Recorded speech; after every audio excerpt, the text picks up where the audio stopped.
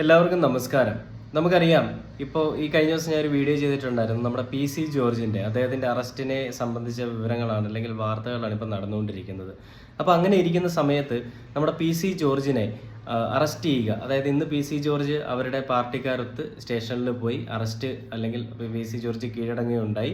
കോടതിയിൽ പോയി അതിലിപ്പോൾ റിമാൻഡിലാണ്, ആൾ 14 ദിവസത്തേക്ക് റിമാൻഡിലാണ്. അപ്പോൾ ഇത്രയും ദിവസവും പോലീസുകാരെയും കൊണ്ട് PC ജോർജിനെ പിടിക്കാൻ കഴിഞ്ഞില്ല, അല്ലെങ്കിൽ PC ജോർജ് പിടികൊടുത്തില്ല എന്നുള്ളൊരു വലിയൊരു വസ്തുതയാണ്. ഓക്കെ, അപ്പം നമുക്ക് ഇതിന് ഈ ഒരു വിവാദ പരാമർശമായിട്ടുള്ള ഒരു ജനൻ TVയിലെ ചാനൽ ചർച്ച ഞാൻ പലയിടത്തും സെർച്ച് ചെയ്ത് നോക്കി. ചാനൽ ചർച്ച ഏതാണെന്ന് എനിക്ക് കിട്ടിയില്ല. അവസാനം ഇന്ന് എനിക്ക് കിട്ടിയതാണ് ആ ഒരു ചാനൽ ചർച്ച. ഞാൻ ഇതിലൊന്ന് ആദ്യം പ്ലേ ചെയ്യാം. ആ ഒരു ചാനൽ ചർച്ചയിൽ നമ്മുടെ CPMൻ്റെ ഒരു നേതാവുണ്ട്, അതേപോലെ തന്നെ മുസ്ലിം ലീഗിൻ്റെ ഒരു CK ഷാക്കിർ എന്ന് പറയുന്ന ഒരു വ്യക്തിയുണ്ട്, പിന്നെ PC ജോർജ്, പിന്നെ നമ്മുടെ അനിൽ നമ്പ്യാർ. ഒരു ചർച്ച ഒന്ന് കേട്ട് നോക്കാം ആദ്യം. പാർട്ടിയുടെ പേരിൽ തന്നെ മുസ്ലിമുണ്ട്, പക്ഷേ എല്ലാവരും പറയുന്നത് ലീഗ് മതേതര പാർട്ടിയാണ്, വർഗീയ പാർട്ടിയല്ല. അതിൽ തന്നെ പൊരുത്തക്കേടില്ലേ? ഞാൻ ഒരു കാര്യം പറയാം. ഇപ്പൊ രണ്ട് മാന്യന്മാരുടെ പ്രസ്താവന നമ്മൾ കേട്ടല്ലോ. രണ്ടും പുച്ഛത്തോടു കൂടിയാണ്, ഞാൻ എളിമയോട് ഒരു പടക്കം വേണ്ട, പുച്ഛത്തോടു കൂടി ഞാൻ കാണുന്നത്. ചുമ്മാ ഇത് വിവരക്കേടും കള്ളത്തരവും പറയുന്നത്. മുസ്ലിം ലീഗ് ഒരു വർഗീയ പാർട്ടി തന്നെയാണ്, യാതൊരു സംശയം വേണ്ട. അവർ പാകിസ്ഥാൻ ഉണ്ടാകാൻ ആഗ്രഹിച്ചവരാണ്. അവരുടെ പ്രസ്താവന വന്നിട്ടുണ്ടല്ലോ. ഞാനൊരു ഉദാഹരണം പറയാം, അപ്പൊ നിങ്ങൾക്ക് മനസ്സിലാവും. പാലക്കാട് ഇത്തവണ അസംബ്ലി തെരഞ്ഞെടുപ്പുണ്ടായി, നമ്പ്യാർക്കറിയാമല്ലോ. ആ തെരഞ്ഞെടുപ്പിന് 3 ദിവസം മുമ്പ് കുഞ്ഞാലിക്കുട്ടി മുസ്ലിം ലീഗ് നമ്മുടെ CPMന്റെ മന്ത്രി ഉണ്ടല്ലോ, അയാള് CPMന്റെ മന്ത്രിയാന്ന് ഓർക്കണം, ഇപ്പൊ രാജിവെച്ചിരിക്കുക, മന്ത്രിയല്ല അയാള്. KT Jaleel, SDPI, Jamaat-e Islami, PDP, അന്ന് കഴിഞ്ഞാൽ മുസ്ലിം വിഭാഗത്തിൽപ്പെട്ട മുഴുവൻ തീവ്രവാദ സംഘടന ഒരുമിച്ച് കൂടി. എന്തിന്? അവിടെ BJPയുടെ സ്ഥാനാർത്ഥി തോൽപ്പിക്കാൻ, കോൺഗ്രസിന് വോട്ട് ചെയ്യാൻ. ഇതിന്റെ മര്യാദ എന്താ? 44,000 വോട്ടാണ് ഒരുമിച്ച് ചെയ്തത്, അറിയാമോ? നിങ്ങൾ രണ്ട് മാന്യന്മാരും ഇപ്പൊ സംസാരിച്ചുകൊണ്ടാ പറയുന്നത്. ഈ ഓളത്തരൊന്നും ഞാനിരിക്കുന്നവർക്ക് പറയരുത്, എനിക്ക് തർക്കമുണ്ട്, അതുകൊണ്ടാണ് പറയുന്നത്. അവർ വോട്ട് ചെയ്തു, എന്നിട്ട് BJPയുടെ സ്ഥാനാർത്ഥി തോൽപ്പിച്ചു, വലിയ മഹത്വമായി പോയല്ലോ. ഞാൻ ചോദിക്കട്ടെ, പൂഞ്ഞാർ നിയോജകമണ്ഡലത്തിൽ എന്താണ് ഉണ്ടായി? എന്റെ അനുഭവം, ഞാനൊരു മുസ്ലിം വിരുദ്ധനും അല്ലല്ലോ, ഈരാറ്റുപേട്ടയ്ക്ക് വേണ്ടി ജീവൻ കളഞ്ഞ് പ്രവർത്തിച്ചുകൊണ്ടിരിക്കുന്നതല്ലേ. അവിടെ മുസ്ലിം വർഗീയത ഉണ്ടാക്കി. എന്നിട്ട് എന്താ ഇത്? 27,000 വോട്ട് എനിക്കെതിരായിട്ട് ഒരുമിച്ച് ചെയ്തു, എന്നെ തോപ്പിച്ചു. എന്നിട്ട് SDPയുടെ നേതാവ് എന്നെ വിളിച്ച് പറഞ്ഞു, ഞങ്ങൾ ഒരു ടെസ്റ്റ് കേസ് എടുത്താണ്, സാറ് തെറ്റിദ്ധരിക്കരുത്, സാറ് നോക്കേണ്ടി വരും, ഞങ്ങൾക്ക് ദുഃഖമുണ്ട്, പക്ഷേ ഞങ്ങൾ തൊടുപുഴക്കൾ നടപ്പാക്കാൻ പോകുമെന്ന് പറഞ്ഞു. മനസ്സിലായോ? ഈ കേരളത്തിലെ അല്ലെങ്കിൽ ഇന്ത്യയിലെ മുസ്ലിം ആണോ അവൻ വർഗീയവാദിയാണ്. വർഗീയവാദി അല്ലാത്ത ഒരു മുസ്ലിമിൻ ലോകത്ത് ഇന്ത്യ മഹാരാജ്യം ജീവിച്ചിരിപ്പില്ല. ഇതാ ഞാൻ ഒരു പുസ്തകം കാണിക്കാം, നമ്മുടെ മുഹമ്മദ് ഗസ്നിയുടെ ഇന്ത്യൻ ആക്രമണങ്ങളായത് ഈ പുസ്തകം. മനസ്സിലായോ? ഇതൊന്ന് വായന നമ്പിയാരെ രക്തം തിളയ്ക്കും, അറിയാമോ? എത്ര ലക്ഷക്കണക്കിന് മുസ്ലിങ്ങളെ ഹിന്ദുക്കളെ കൊന്നൊടുക്കിയ, അല്ല ക്രിസ്ത്യാനികളെയും ഹിന്ദുക്കളെ കൊന്നൊടുക്കിയത് ഉമ്മാര് മുസ്ലിം രാഷ്ട്രം ഉണ്ടാക്കാൻ വേണ്ടി. തുണിവെക്കി നോക്കുക, ഉടനെ വെട്ടുക. മനസ്സിലായില്ലേ? ഇത്ര വൃത്തികെട്ടവന്മാര്, രാജ്യത്തെ കൊള്ളയടിക്കുന്നവന്മാര്.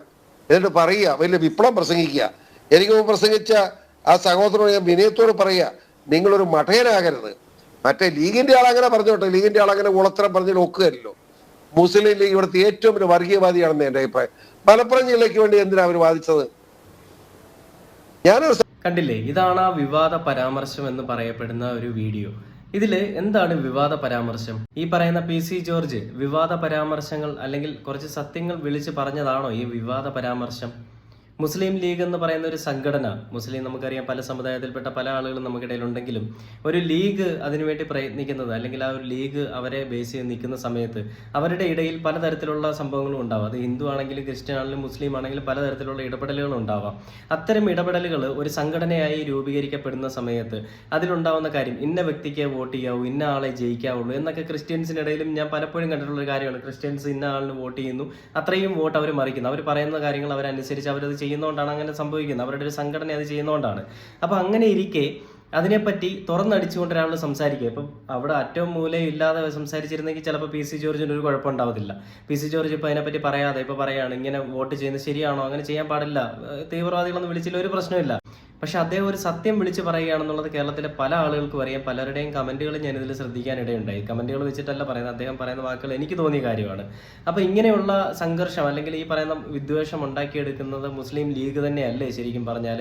മുസ്ലിം ലീഗിൻ്റെ ഒരാളുണ്ട്, അദ്ദേഹത്തിന്റെ നല്ല സഭ്യമായ ഭാഷയിലുള്ള സംസാരം കൂടി നമുക്കൊന്ന് കേട്ട് നോക്കാം. എന്തായാലും കേൾക്കുമ്പോൾ എല്ലാം കേൾക്കണമല്ലോ. അപ്പൊ ജനൻ ടി വിയിൽ ഈ പറയുന്നത് PC ജോർജ് ഇങ്ങനെ പറഞ്ഞതിന് ശേഷം അത് അദ്ദേഹത്തിന് ഏറി കൊണ്ടതിന് ഫലമായിട്ട് അദ്ദേഹത്തിന്റെ ഉള്ളിൽ നിന്ന് വന്നൊരു വാക്കുകളുണ്ട്. അതുകൂടെ ഞാനൊന്ന് പ്ലേ ചെയ്യാം. മാത്രമല്ല PC ജോർജ് പറഞ്ഞ കാര്യം ശരിയാണ്. ഇപ്പോൾ ഇന്ത്യ പാകിസ്ഥാൻ മത്സരം നടക്കുകയാണെങ്കിൽ, ക്രിക്കറ്റ് മത്സരം നടക്കുകയാണെങ്കിൽ പാകിസ്ഥാനെ പ്രോത്സാഹിപ്പിക്കുന്ന, ഇന്ത്യയുടെ വിക്കറ്റുകൾ വീണാൽ കൈയടിക്കുന്ന വലിയൊരു വിഭാഗം മലപ്പുറത്ത് ഇല്ലേ? ആ യാഥാർത്ഥ്യം തള്ളിക്കളയാൻ പറ്റുമോ ഷാക്കിർ? സത്യത്തിൽ നിങ്ങൾ കേരളത്തിലല്ലേ ശ്രീ അനിൽ നമ്പ്യാരെ? തീർച്ചയായും. ഈ PC ജോർജ് എന്ന് പറയുന്ന വർഗീയ വിഷം തുപ്പുന്ന ഈ വർഗീയ വിഷം തുപ്പുന്നതാകുന്നത്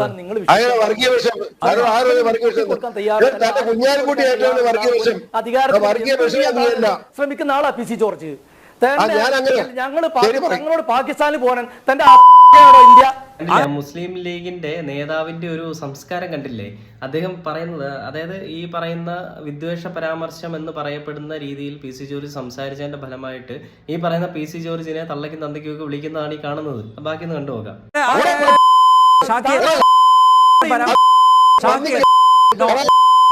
അങ്ങനെയുള്ള പരാമർശങ്ങൾ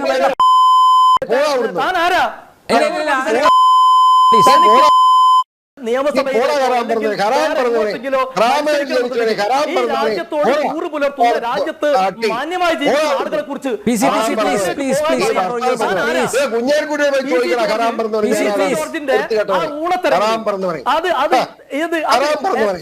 വോട്ട് വാങ്ങി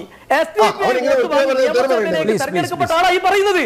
നിങ്ങൾ PC ജോർജ് നോക്ക്, ശ്രീ അനിൽ നമ്പ്യാർ, ഈ PC ജോർജ് അവസാനമായി കേരള നിയമസഭയിലേക്ക് തെരഞ്ഞെടുക്കപ്പെട്ടപ്പോ ആരുടെ വോട്ടിലെ ജയിച്ചത്? SDP-യുടെ വോട്ടിലല്ലേ? ഇപ്പോ അവിടെ ഇദ്ദേഹത്തിന്റെ വർഗീയ വിഷം തുപ്പുന്ന നിലപാട് കാരണം ഹൈന്ദവ മതവിശ്വാസികളും ഇസ്ലാം മതവിശ്വാസികളും. എന്റെ പൊന്നണ്ണ, നിങ്ങൾ ഈ ഹൈന്ദവ മതവിശ്വാസിയോ അല്ലെങ്കിൽ ക്രിസ്ത്യൻസിനെ ഒന്നും നോക്കണ്ട. നിങ്ങൾ നിങ്ങളുടെ നിലപാട് പറയൂ. എന്തിനാ നിങ്ങൾ മറ്റുള്ളവരെ കയറി പിടിക്കുന്നത്? അവരൊക്കെ അവരുടെ നിലപാടുകളൊക്കെ പലപ്പോഴും അറിയിക്കാറുണ്ട്. നിങ്ങൾ നിങ്ങളുടെ കാര്യം പറ. എല്ലാവരും തൂക്കി എറിഞ്ഞപ്പോ അപ്പൊ